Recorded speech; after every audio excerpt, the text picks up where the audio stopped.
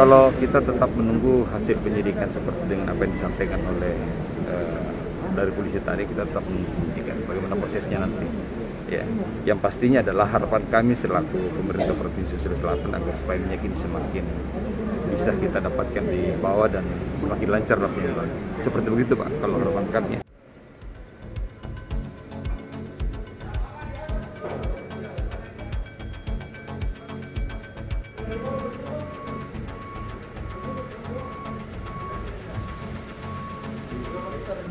Jadi pasal yang dilanggar adalah pasal 8A Permendak nomor 8 tahun 2022 junto Permendak nomor 2 tahun 2022 tentang perubahan atas Permendak nomor 19 tahun 2001